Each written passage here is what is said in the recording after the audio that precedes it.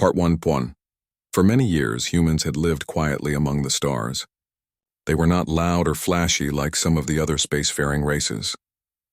They did not demand attention or push their way into every decision made by the Galactic Concordance, the great alliance of over 200 species that shared the galaxy. Humans built small stations near their home planet, Earth. They grew food in orbit, shared useful science, and helped others when asked. But they never stayed in the spotlight. Their envoy, Daniel Hart, was a calm man with tired eyes and a steady voice. He spoke little at council meetings, but when he did, others listened. He never argued for power or territory. He only asked for fair treatment and the right to be left alone. Most members of the Concordance barely noticed humans. They were just there, like background noise, useful but forgettable. Then, one ordinary morning, they were gone. It started with silence. The human comm relays, machines that sent messages across space, stopped working. Not broken, not damaged, just off. Then the navigation beacons around Earth's moon blinked out. Next, the research outposts near the edge of the solar system went dark. No alarms, no distress calls, no last words. At first, the Concordance thought it was a mistake. Maybe a solar storm had knocked out their systems. Maybe a software bug had spread through their networks. But as hours passed, no human ship appeared on any scanner. No signal came from Mars, Venus, or the asteroid colonies. Even the deep space listening posts, floating far beyond Pluto, sent back only static. Lena Ruiz, a young analyst in the Concordance's intelligence division, was the first to understand what had happened. She had been tracking human activity for months, not because she suspected anything, but because her job was to watch all member species. She noticed the pattern. Every human-made device had powered down in perfect sequence, like dominoes falling in slow motion. It was too clean to be an accident, too precise to be a disaster. She brought her findings to the High Council. The chamber was a vast dome of glowing crystal and shifting light, where delegates from every species sat in curved rows. When Lena spoke, her voice echoed softly. "Humans are gone," she said. "Not dead. Not hiding. They left. On purpose." The room fell still. Counselor Kyle Vore, a tall Xanthar with silver skin and deep-set eyes, leaned forward. "Are you certain?" "Yes," Lena replied. Their last transmission was a routine weather update from Titan Station. 3 minutes later, everything shut down. No explosions. No energy spikes, just silence. Rix Torin, the Threllian delegate, slammed a clawed fist on his console. "This is a trick. They're planning something. Maybe they built a weapon. Maybe they're watching us right now." "No," Lena said quietly. "If they wanted to attack, they wouldn't vanish. They'd strike. Humans don't play games like that." But fear spread faster than facts. Within a day, rumors filled the Concordance. Some said humans had been taken by a hidden enemy.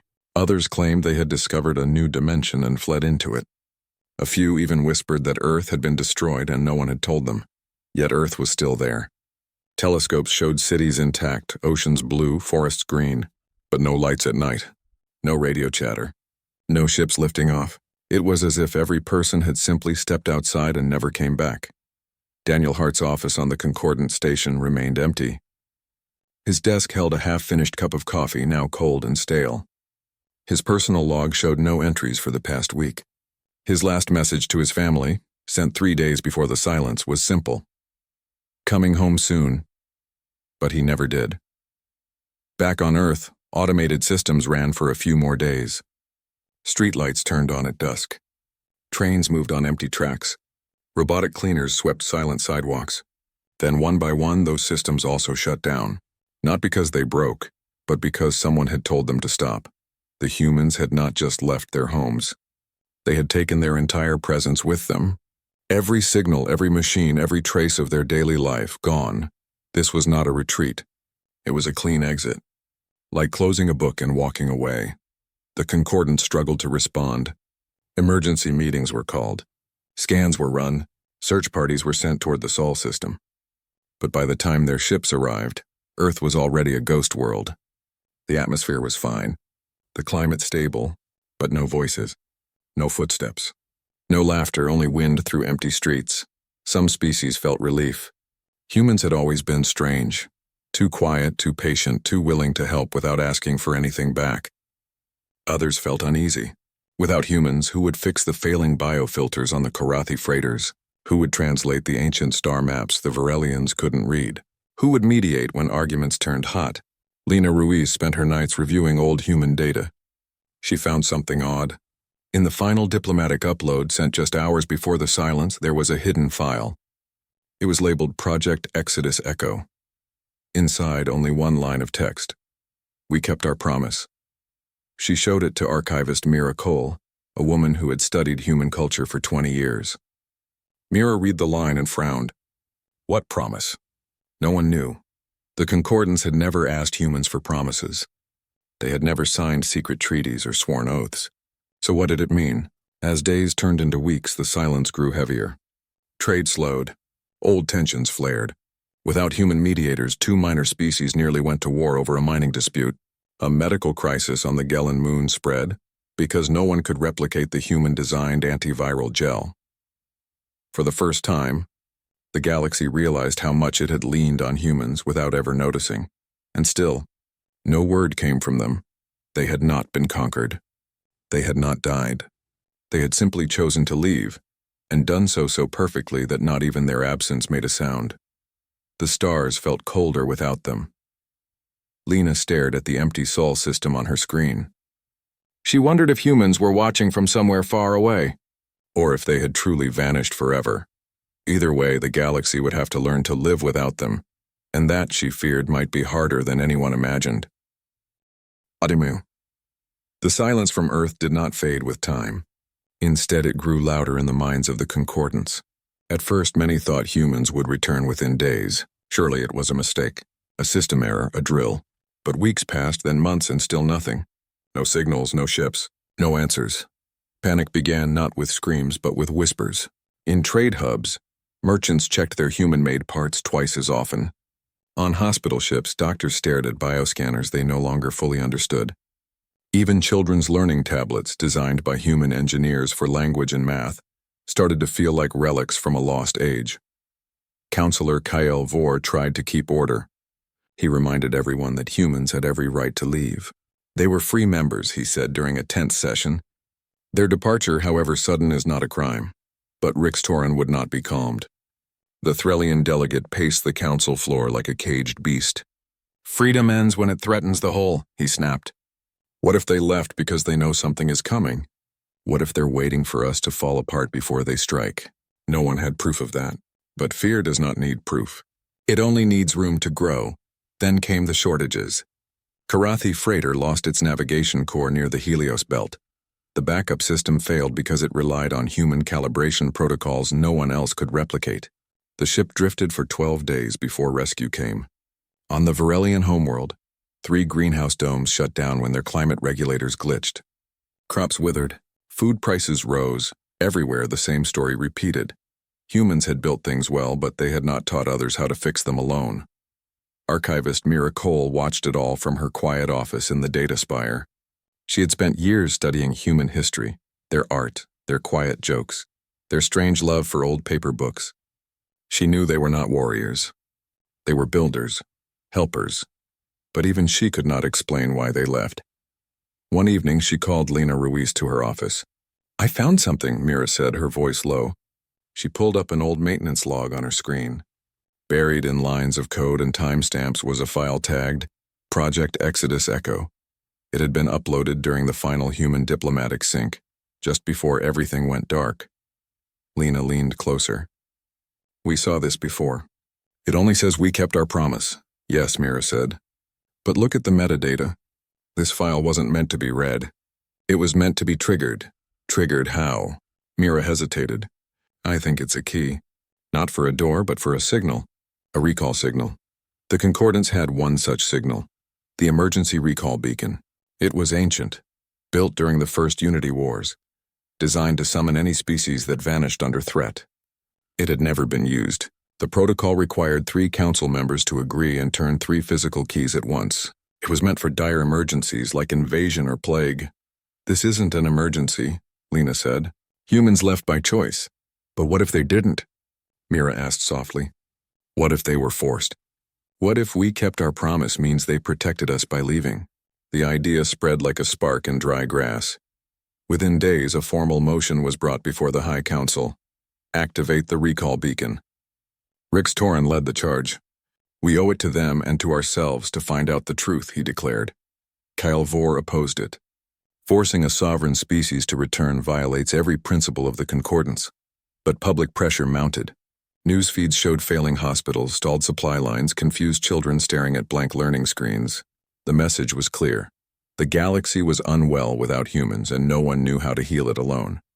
Even species that rarely spoke in council began to vote yes. The Varelians, once proud and independent, admitted they missed human crop advisors. The gentle Gellans whispered that their children's fever treatments no longer worked as well. Mira Cole sat in the council chamber during the final vote. Her hands were cold. She knew the beacon was a blunt tool. It did not ask. It commanded.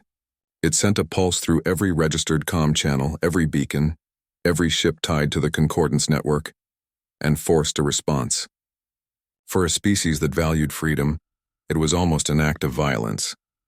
But she also remembered Daniel Hart's last public speech, months before the silence. He had said, "Help should never become a cage for the giver or the receiver." At the time, no one understood. Now Mira wondered if he had been warning them. The vote passed. Barely, 53 in favor, 48 against, 9 abstentions.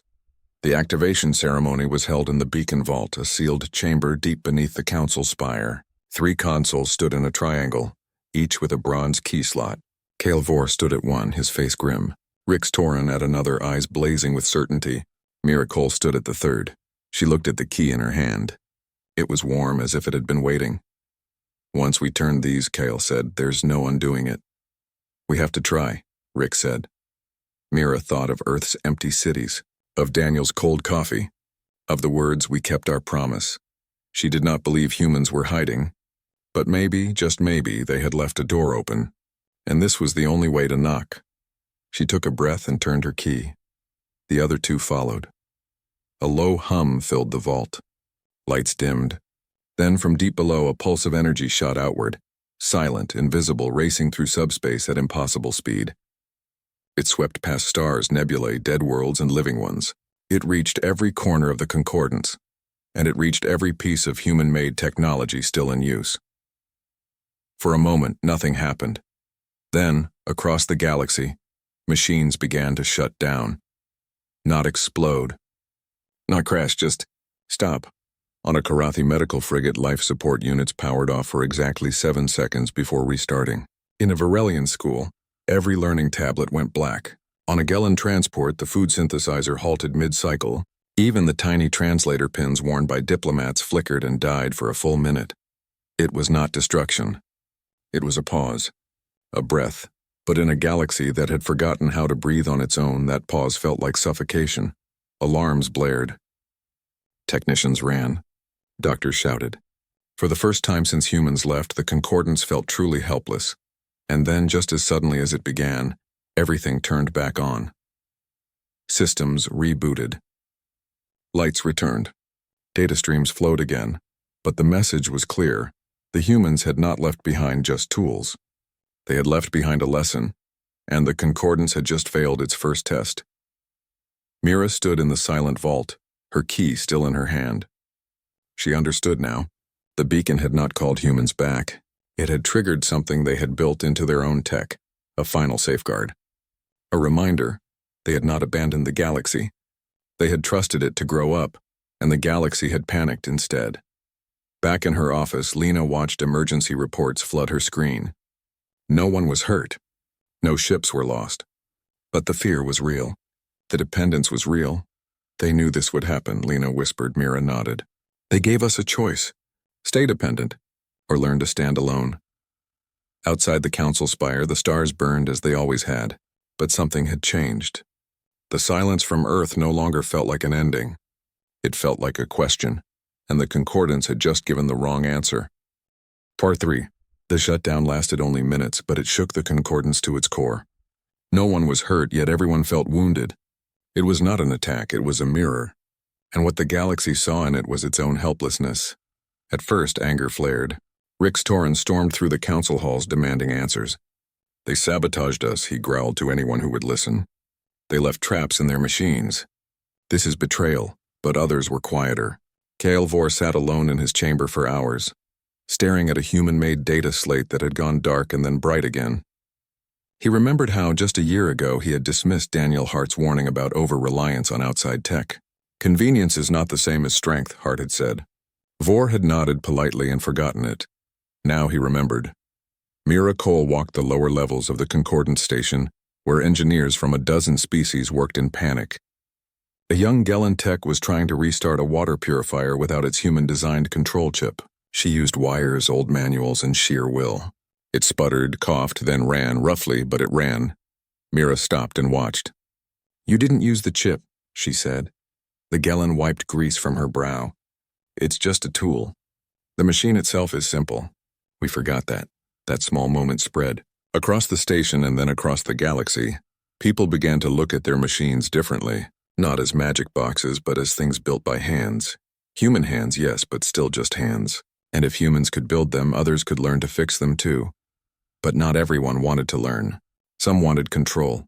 Rix Torren called for a new vote: seize all human tech, reverse engineer it, and build copies without their hidden tricks.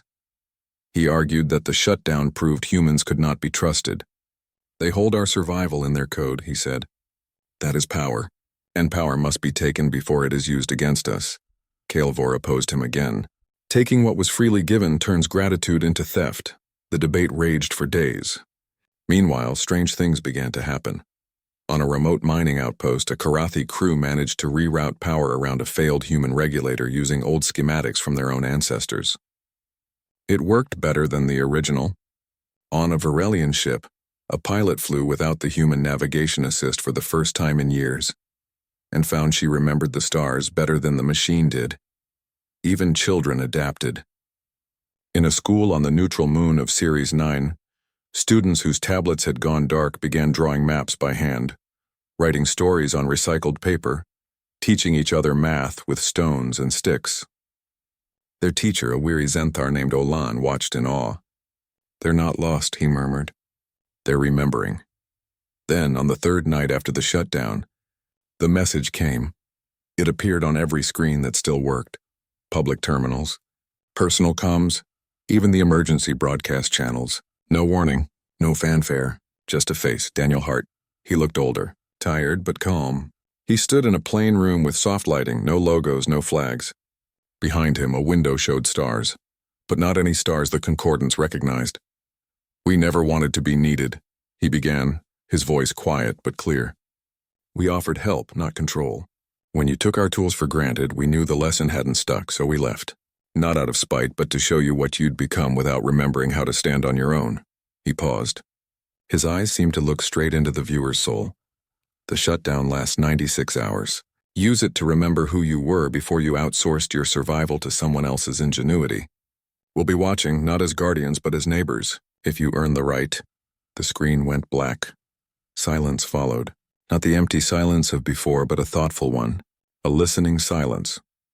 In the council chamber, Rix Torren stood frozen. For the first time, his anger had nowhere to go. The message wasn't a threat. It was a challenge.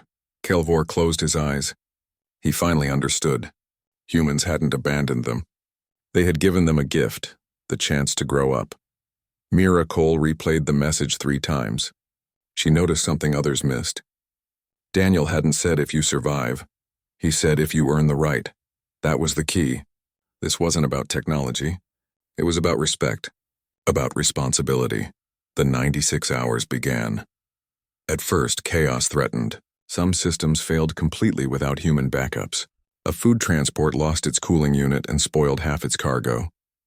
A medical ship couldn't run a complex scan without its human AI assistant. But then, something changed. Instead of waiting for a fix, people started fixing things themselves. Varelian engineers opened up terraforming drones and learned how the moisture sensors worked. Karathi medics dug up old field manuals and practiced manual surgery. Even the proud Zenthars admitted they had forgotten how to calibrate their own hydroponic arrays, and began relearning. Lena Ruiz coordinated a galaxy-wide knowledge share. She asked every species to post what they knew. Old methods, forgotten skills, simple fixes. Within hours, the network filled with videos, diagrams, voice logs. A Gellan grandmother showed how to purify water with sunlight and sand. A young Threlian demonstrated how to navigate by pulsar rhythm without any machine. It was messy. It was slow, but it was real. Mira visited the engineering bay where the Gellan tech still worked on the water purifier. "You're not using any human parts now," Mira said. The Gellan smiled. "No, but I'm using what they taught me, indirectly. They showed us that clean water matters. Now we're finding our own way to keep it clean." That was the shift. Not rejection of human help, but ownership of their own future. Even Rix Torin grew quiet. He watched his own people struggle, then succeed without human tech. One evening he found Kale Vor on the observation deck. "They didn't punish us," Rix said, voice rough. "They trusted us to learn." Kyle nodded. "And we almost failed." "But we didn't," Rix said. "Not yet." As the hours passed, the Concordance did not collapse. It stumbled, yes, but it also rose. Species that had barely spoken to each other began sharing tools, ideas, even food. Old rivalries faded in the face of a common task, remembering how to live without a safety net. On the final night of the 96 hours, Mira stood alone on the same deck. The stars looked different now, not empty but full of possibility. She thought of Earth, of silent streets and cold coffee, of a promise kept not with words, but with absence, and she wondered if, somewhere out there, Daniel Hart was watching, not as a savior, but as a friend who believed they could do better. When the 96 hours ended, every human-made device powered back on, smoothly, fully, as if nothing had happened. But the galaxy was not the same. It had been tested, and for the first time in a long time it had passed. Farsurur. When the human-made systems came back online, no one cheered. There was no celebration, no relief. Instead, a quiet tension filled the air. Everyone waited to see what would happen next. Would the machines work as before? Would the old dependence return? Or had something truly changed? At first, nothing seemed different. Lights turned on. Ships flew. Hospitals hummed with familiar sounds. But the people using those machines were not the same. They moved with more care. They asked more questions. They checked the inner workings, not just the display screen. They no longer assumed the tech would always save them. Kyle Vor called a special session of the High Council. This time there was no shouting, no blame, just discussion. He stood before the chamber and spoke slowly. "We were given a choice," he said. "To keep leaning on others or to stand on our own. We chose to stand." He proposed a new rule for the Concordance. No species could rely on another for critical systems like food, air, medicine, or navigation without having their own backup method. Not just a spare part, but real knowledge. If a machine failed, they must be able to fix it or replace it with their own hands and minds. Rix Torin, once the loudest voice for control, now stood and agreed. "We thought strength was in weapons," he said, "but it's in knowing how to live without help." The council voted. The rule passed with near unanimous support. It was called the principle of reciprocal sovereignty. It meant that help was welcome, but never a replacement for self-reliance. Mira Cole watched from the gallery. She felt a quiet pride, not because humans had been right, but because the Concordance had listened. That was rare in the galaxy. She soon resigned from her post as archivist. She had spent years studying the past, but now she wanted to build the future. With support from Kale and even Rix, she founded the Institute for Autonomous Innovation. Its goal was simple: teach every species how to understand, build, and maintain their own essential systems. The institute opened on a quiet moon near the center of Concordance space. Students came from everywhere. Karathi engineers learned to grow food without human biodomes. Varelian children studied basic circuitry using stones and copper wire. Even Zenthars, who once believed their ancient ways were enough, admitted they had forgotten too much and began relearning. Lena Ruiz joined the institute as a coordinator. She helped gather old knowledge from every corner of the galaxy. She found forgotten manuals in dusty shipholds, oral teachings from village elders, even songs that held navigation secrets in their rhythms. All of it was shared freely. The human tech still worked perfectly, but now it was used as a tool, not a crutch. A doctor might use a human scanner, but also know how to check a pulse by hand. A pilot might use a human nav computer, but also read the stars like their ancestors did. And then something unexpected happened. People began to leave messages, not official reports, not council decrees, but personal notes, sent into the void where humans might be listening. A Gellan child drew a picture of her water purifier and wrote, "I fixed it myself." A Karathi medic recorded a voice log. "Thank you for showing us we could heal without your machines." Even Rix Toran sent a short message. "We are learning. Please watch." No one knew if humans received them, but sending them felt right. Back on Earth, the planet remained empty, but the Concordants no longer saw it as a ghost world. They saw it as a classroom, a reminder. Some species even sent quiet observation drones, not to spy, but to honor. They circled Earth in silence, watching the oceans, the forests, the empty cities, as if paying respects to a teacher who had walked away. Mira often visited the Institute's main hall, where a large screen showed real-time data from across the galaxy. She watched as old systems were replaced with new, self-made ones. She saw cooperation bloom where there had been suspicion. A Threlian ship shared power with a Varelian one during a solar storm. A Zenthar medic taught breathing techniques to Gellan children during a quarantine. It wasn't perfect. Mistakes were made. Some systems failed. People got hurt. But they learned. They adapted. They helped each other. Not because they had to, but because they chose to. One evening, Mira found Lena on the roof of the Institute, looking up at the stars. "Do you think they're out there?" Lena asked. "I hope so," Mira said. "Not because we need them, but because they deserve to see what they helped create." "They didn't give us answers," Lena said. "They gave us questions." "And that's the best kind of gift," Mira replied. In the months that followed, the Concordance changed in small, steady ways. Trade agreements now included knowledge exchange, not just goods. Schools taught problem-solving before programming. Even council meetings began with a moment of reflection, asking not, "What can we take?" but "What can we build?" The human absence was still felt, but it no longer felt like a wound. It felt like a space, empty, yes, but full of potential, and in that space the galaxy began to grow up. No one knew if humans would ever return. But for the first time, the Concordants did not wait for them. They moved forward on their own feet, carrying the lesson in their hearts. True help does not make you weak. It makes you ready. And they were ready now. Not because they had all the answers, but because they were no longer afraid to ask the questions. Part 5. Far beyond the edge of known space, where the stars grew thin and the dark stretched deep, a fleet of human ships drifted in silence. They were not hidden. They were simply far. Their hulls were plain, their lights dim, their signals off. They moved as one, like a school of fish in the ocean of night.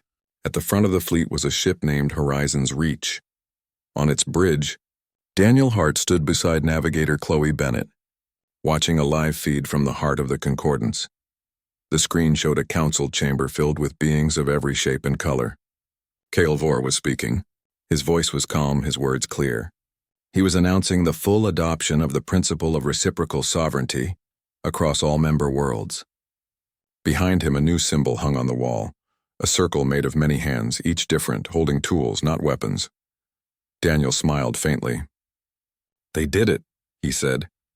Chloe leaned against the console, arms crossed. "Did you ever doubt they would?" "I hoped," he said. "But hope isn't certainty," she nodded. Outside the viewport, the stars were cold and distant.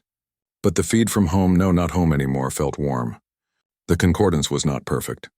There were still arguments, still mistakes. But they were trying. They were building. They were remembering how to stand. That was enough. The human fleet had been traveling for over a year now. They had left everything behind, not out of anger, but out of love. They had seen the galaxy growing soft, leaning too hard on their inventions, forgetting its own strength. So they made a choice. A hard one. To leave quietly so the lesson would be felt, not just heard, and it had worked. Chloe turned to Daniel. "Do you think they'll ever find us?" "Maybe," he said. "But only when they stop looking for saviors and start building their own future." He meant it. Humans were not gods. They were not meant to be depended on forever. They had their own path to walk, just as the Concordance did. The fleet was heading toward a new star system, one with no name, no history, no expectations. A place to begin again, not as helpers, but as people. Back on the Concordance station, Mira Cole stood in the main hall of the Institute for Autonomous Innovation. Students from a dozen species worked together, building a water filter from scrap metal and old schematics. No human parts, no hidden code, just hands, minds, and shared will. She watched a young Gellan girl adjust a valve with careful fingers. When water finally trickled through, clean and clear, the girl laughed. Not because it was easy, but because she had done it herself. Mira felt a quiet joy. This was what Daniel had wanted. Not worship, not fear, just the chance for others to believe in themselves. Lena Ruiz entered the hall holding a datapad. "We received another message," she said. Mira raised an eyebrow. "From who?" "From Rix Torin.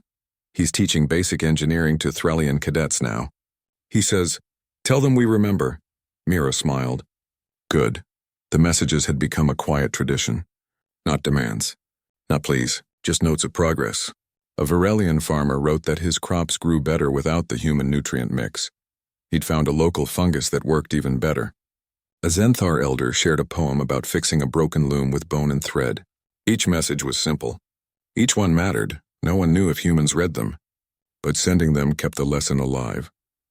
On the edge of concordance space, a small ship launched. Not for war, not for trade, but for learning. Its crew carried no weapons, only tools and notebooks.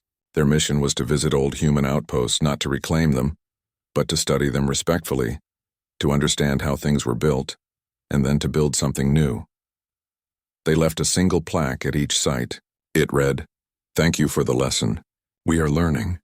The galaxy was healing, not by returning to the past, but by stepping into a future it had almost forgotten it could shape. Daniel turned off the feed. The bridge of Horizon's reach fell into soft light. Around them, the fleet hummed gently, powered by engines they had designed themselves, fueled by stars they had chosen. Chloe looked at him. "Where to now?" He pointed to a faint blue star on the navigation screen. "There, it's quiet. It's empty." "It's ours," she nodded. "No promises this time." "No," he said. "Just people." And with that, the fleet turned. Not toward the known, not toward the past, but into the unknown, where every choice was fresh, every day a new beginning. Back in the concordance, the stars burned as they always had. But now, when beings looked up, they did not search for saviors. They saw possibilities. They saw work to do. They saw each other. The humans were gone. But their gift remained, not in machines, but in minds. Not in silence, but in the courage to speak, to build, to try. And that was enough. The galaxy would never be the same, and neither would humanity. Both had grown. And in the vast dark between stars, that was the rarest kind of light.